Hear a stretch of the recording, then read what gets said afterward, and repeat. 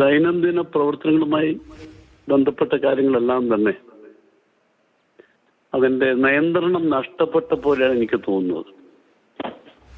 കാരണം അതിന്റെ പ്രിൻസിപ്പലുണ്ട്, സൂപ്രണ്ടുണ്ട്, പക്ഷെ പറഞ്ഞൊരു കാര്യമില്ല. ജില്ലാ കളക്ടർ ചെയർമാനായിട്ടുള്ള HDS ഉണ്ട്. പക്ഷെ അവിടെ നടന്നു വരുന്ന ഇപ്പോൾ അർച്ചനയുടെ സംഭവം എല്ലാവർക്കും അറിയാം.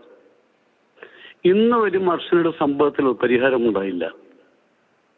ഒരു ഈ പറയുന്ന സർജിക്കൽ എക്യുപ്മെന്റ്സ് വയറ്റിലായി വീണ്ടും സർജറി നടത്തിയെടുത്തു എന്ന് പറഞ്ഞാൽ അതുമായി ബന്ധപ്പെട്ട് അവർ നടത്തിയ സമരം, ആ സമര പന്തലിലാണ് മന്ത്രി വന്ന് അവരെ കെട്ടിപ്പിടിച്ച് പറഞ്ഞത് ഞാൻ പരിഹാരം കാണും. അന്വേഷണ കമ്മീഷൻ റിപ്പോർട്ട് കൊടുത്തിട്ട് പോലും പരിഹാരം കണ്ടില്ല. അതിലും രാഷ്ട്രീയം കലർത്താൻ ശ്രമിക്കുന്നതാണ് സത്യം. ഞാൻ മിനിഞ്ഞാന്ന് പറഞ്ഞു, ഇപ്പം ക്രൗഡ് ഫണ്ടിങ് നടക്കണം, അവരുടെ ചികിത്സ കൊണ്ട് നിങ്ങൾ ആലോചിക്കണം. അവരെ വരുത്തി വെച്ച വിനയല്ല ആലോചിക്കണം. ആ മെഡിക്കൽ കോളേജിലെ ഡോക്ടറുടെ ഭാഗത്തു നിന്നുണ്ടായിട്ടുള്ള, സ്റ്റാഫിന്റെ ഭാഗത്തു നിന്നുണ്ടായിട്ടുള്ള വീഴ്ചയാണ്.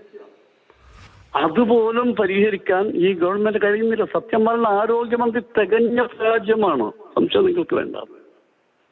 ഈ വിഷയത്തിൽ ഇനിയും പരിഹാരം കാണുന്നില്ല. ഈ വിഷയത്തിൽ തന്നെയാണ് CPM ജില്ലാ സെക്രട്ടറി മോഹന മാഷ് ചർച്ചയ്ക്ക് അർച്ചനെ വിളിച്ചത്. എന്നിട്ട് അവിടെ വെച്ച് അദ്ദേഹം പ്രഖ്യാപിക്കുകയാണ് 5 ലക്ഷത്തിൽ മേലെ ഒരു രൂപ തരില്ല എന്ന് പറയുന്നു. ആലോചിക്കണം. ഇന്ന് ആ അർച്ചനയുടെ അവസ്ഥ എല്ലാവർക്കും അറിയാം. വീണ്ടും ഒരു ചികിത്സക്ക് വിധേയമാകുന്നു, സർജറിക്ക് വിധേയമാകുന്നു, ആശുപത്രിയിൽ കിടക്കുന്നു, രോഗിയായി മാറുന്നു. ഒരു ആശുപത്രിയിലെ പിഴവ് മൂലം വന്ന ഒരു അവസ്ഥയാണെന്ന് ആലോചിക്കണം.